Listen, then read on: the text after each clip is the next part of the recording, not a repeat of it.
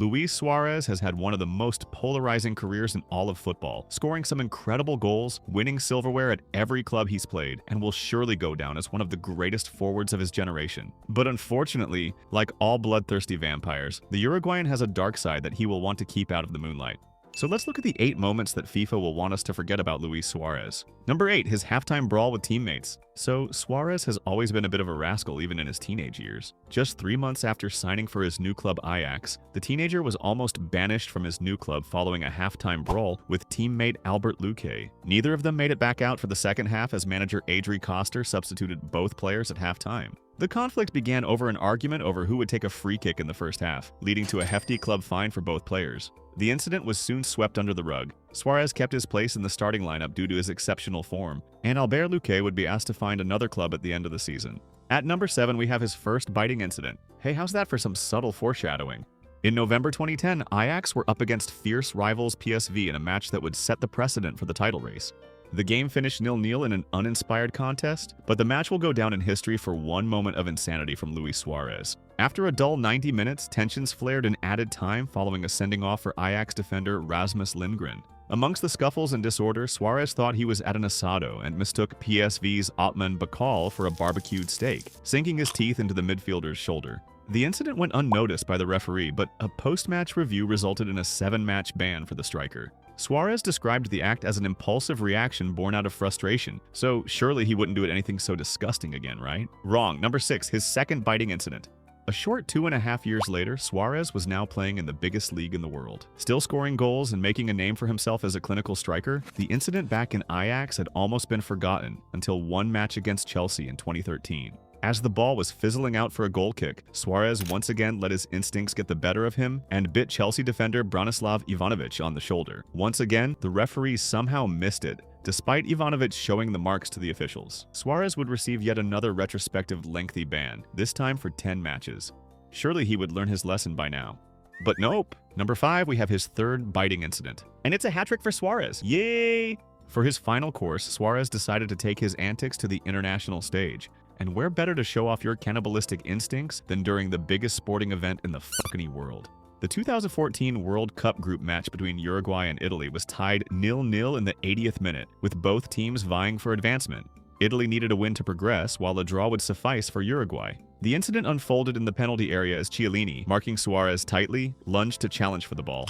In the ensuing tangle, Suarez clamped his teeth down on Chiellini's left shoulder, leaving a clear bite mark. This time, Suarez had the audacity to fall to the ground, holding his massive gnashers as if to say it was Chiellini who fouled him first, but the ref didn't buy it. No cards were issued, Italy were eliminated, and Suarez received a retrospective 4-month ban after review. This would be Suarez's second most controversial World Cup moment. Oh, we'll get to that.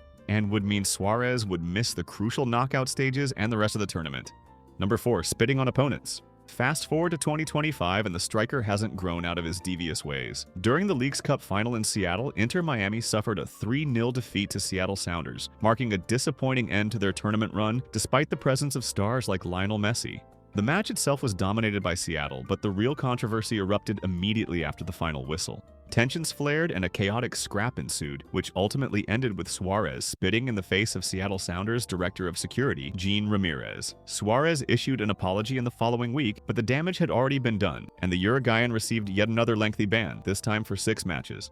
I know this may not seem as bad as biting 3 separate opponents, but the fact that spitting is rightly deemed as common assault in the eyes of the law, and that Suarez is nearly a 40-year-old f***ing man, it leaves a bad taste in the mouth after decades of controversy. On to number 3, racially abusing Patrice Evra.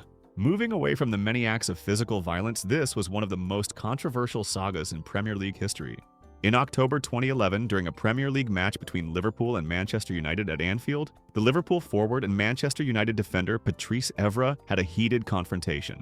According to the FA investigation, the altercation began when Evra challenged Suarez after a tackle, asking why he had kicked him. Suarez allegedly replied in Spanish, "Because you are black." Charming. This was followed by all kinds of awful remarks, with Evra stating that he had been verbally abused up to 10 times during the exchange. What followed was even more bizarre, as Suarez was punished with an 8-match ban. But instead of condoning his actions, the entire Liverpool team and management wore Suarez t-shirts in solidarity with the striker after the FA verdict. This is getting kind of messy, so let's just all shake hands and forget about the whole ordeal, okay? Haha, of course not. Number 2, refusing to shake hands with Patrice Evra. Look, we all make mistakes sometimes, and in Suarez's case, they can be a little bit more bitey or a little bit more racist than others. But at the end of the day, the best thing you can do to save face would be to own up to your actions and try to move past it. Sadly, this logic doesn't apply to Luis Alberto Suarez. It's February 2012, and Suarez is set to make just his second Premier League return after his ban at no other than Old Trafford. The stage was set for the striker to bury the proverbial hatchet and shake hands with Patrice before the match. Instead, Suarez straight up refused in front of 70,000 booing fans. The snub drew widespread condemnation, amplifying the racism row and highlighting divisions in English football.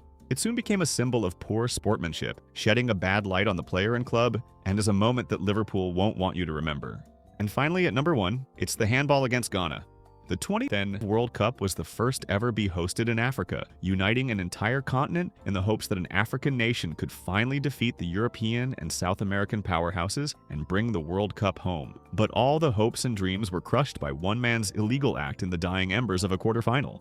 It was the 120th minute of extra time, and the quarter-final match between Ghana and Uruguay looked to be heading to penalties, until Ghana forward Dominic Adayaya headed a corner toward the goal with the keeper nowhere to be seen. Ghana were inches away from becoming the first African team to reach a World Cup semi-final, when suddenly Suarez, standing on the line, punched the ball away with both hands, preventing a certain goal.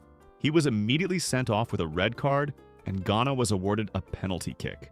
Asamoah Gyan missed the resulting penalty, Suarez celebrated in the tunnel like he'd scored a winner, and Uruguay won the final shootout, sending Ghana home in the most bitter defeat in World Cup history. There's an argument to be had that anybody in Suarez's position would have done the same thing, and that his goal line save was a great sacrifice for his nation, knowing he would miss the rest of the tournament. But given his history of foul play, the moment is shrouded in his lore of deceitfulness. And that completes our list.